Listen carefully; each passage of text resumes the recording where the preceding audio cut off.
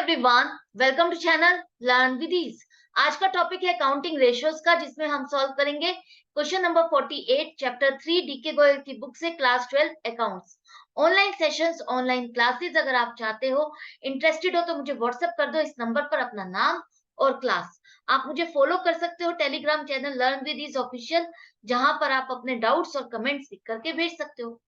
तो क्वेश्चन में दी गई है आपको कुछ इंफॉर्मेशन, और इस इंफॉर्मेशन को यूज करके आपको निकालनी है debt to capital employed ratio. अब debt to capital employed ratio के लिए आपको चाहिए क्या? आपको चाहिए लॉन्ग टर्म डेट्स और कैपिटल एम्प्लॉयड, इन दोनों का रिलेशन।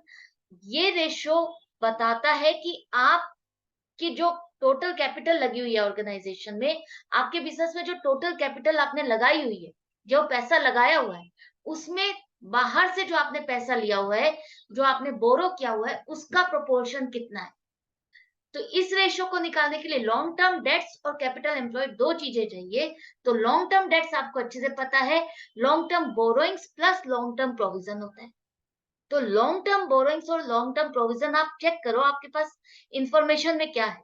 यहाँ पर आपको टोटल डेट दी हुई है 6,50,000 और 9% लॉन्ग टर्म डेट दी है 5,70,000। तो आपको लॉन्ग टर्म डेट्स लेनी है, तो उसके लिए 9% लॉन्ग टर्म डेट लोगे 5,70,000। प्रोविजन नहीं है तो कोई बात नहीं, टोटल डेट बिल्कुल नहीं लेना, या टोटल डेट में से इसको माइनस करके ऐसी गलतियां मत करना। लॉन्ग टर्म डेट का मतलब है लॉन्ग टर्म डेट, और टोटल डेट में आपकी long term debt plus current liabilities होता है। तो इसमें आपकी करंट लाइबिलिटीज इंक्लूडेड है। तो आपको टोटल डेट नहीं लेना, सिर्फ ये 5,70,000 लेना है लॉन्ग टर्म डेट के लिए। यहां तक क्लियर हो गया? इसके बाद अब आपको निकालनी है कैपिटल एम्प्लॉयड। कैपिटल एम्प्लॉयड का मतलब है जो ओनर का पैसा लगा है, जो उसने खुद पैसा लगाया, और जो बाहर से उसने बोरो किया, लॉन्ग टर्म डेट्स, वो दोनों मिलकर के आपका बनता है कैपिटल एम्प्लॉयड। मतलब कि शेयर होल्डर्स फंड प्लस आपका लॉन्ग टर्म डेट, दोनों को टोटल करोगे तो आपको मिलेगा कैपिटल एम्प्लॉयड। तो चेक करो क्या इस इंफॉर्मेशन में आपके पास share capital, reserves and surplus, या कुछ और इंफॉर्मेशन इस तरह से है?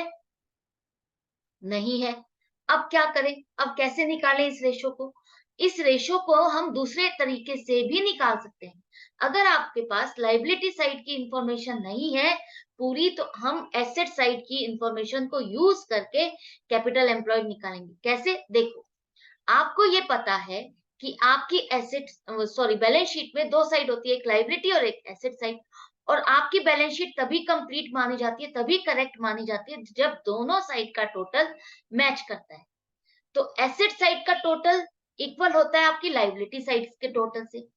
तो अगर आपके पास टोटल लाइबिलिटीज हो और टोटल लाइबिलिटीज में से हम करंट लाइबिलिटीज को माइनस कर दें, तो आपके पास क्या बचेगा? शेयर होल्डर्स फंड और लॉन्ग टर्म डेट, यही बचेगा ना। यही आपको चाहिए और यही आपका बचेगा अगर आपके पास टोटल ऑफ लाइबिलिटीज हो। टोटल ऑफ लाइबिलिटीज का मतलब है, टोटल ऑफ लाइबिलिटीज का मतलब है आपका share holders fund, long term debt और करंट लाइबिलिटीज, इन तीनों का टोटल, जो कि इक्वल होता है आपका टोटल ऑफ एसेट। तो अगर आपके पास टोटल ऑफ एसेट्स है, अगर एसेट्स का टोटल है, और इस टोटल में से हम करंट लाइबिलिटीज को माइनस कर दे, तो आपके पास क्या बचेगा? यही बचेगा ना। यही आपको चाहिए था, क्योंकि ये जो टोटल है वो ये टोटल है, सेम टोटल है। और ये टोटल में से करंट लाइबिलिटीज को माइनस कर दो, तो आपके पास आ जाता है शेयर होल्डर्स फंड और लॉन्ग टर्म डेट। तो आपका दूसरा फॉर्मूला कैपिटल एम्प्लॉयड निकालने के लिए क्या बन गया? Non current assets plus current assets minus current liabilities. तो इसी चीज को यूज करके आप कैपिटल एम्प्लॉयड निकाल सकते हो। तो कैपिटल एम्प्लॉयड के लिए अब आप देखो यहाँ पर क्या क्या इंफॉर्मेशन है। नॉन करंट एसेट्स में आपका आ जाएगा property, plant and equipment 8 lakh.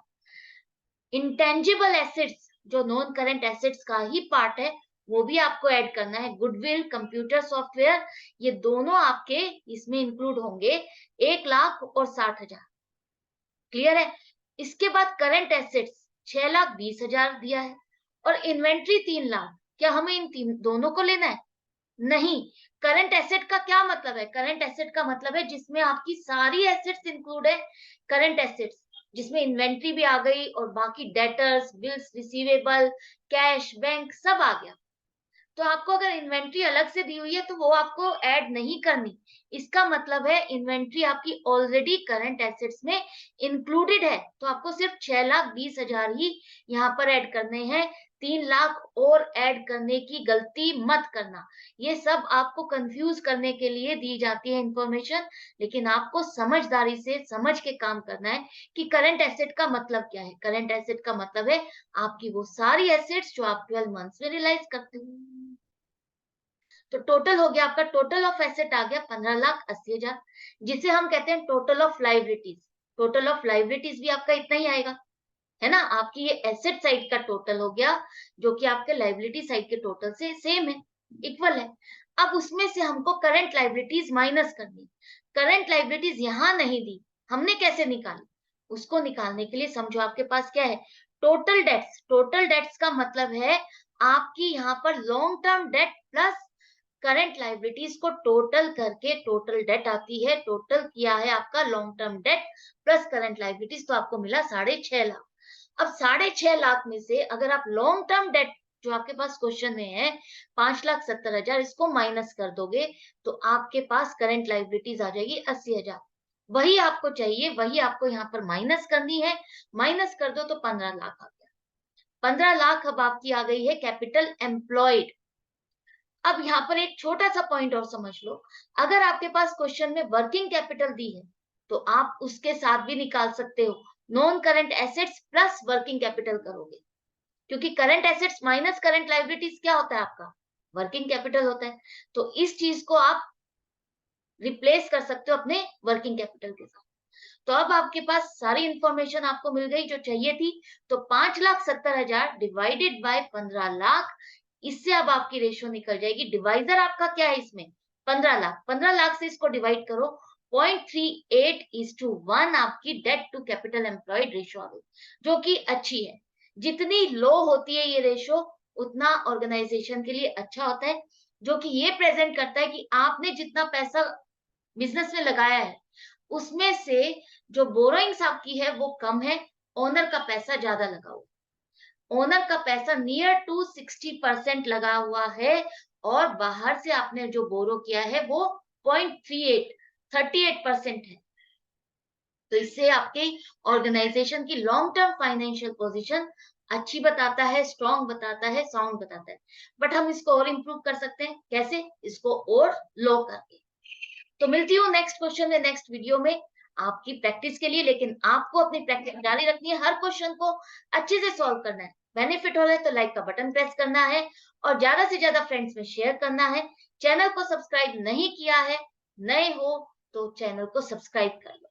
Bell icon को प्रेस करोगे तो वीडियो डालने के बाद आपको नोटिफिकेशन आ जाएगी कि हाँ नई क्वेश्चन की वीडियो डल चुकी है, जल्दी से प्रैक्टिस कर लो। अदरवाइज इधर उधर ढूंढना पड़ेगा, तो आपके लिए ही मेहनत भी लगेगी और टाइम भी वेस्ट होगा। तो keep practising and be in touch with me. Goodbye and take care.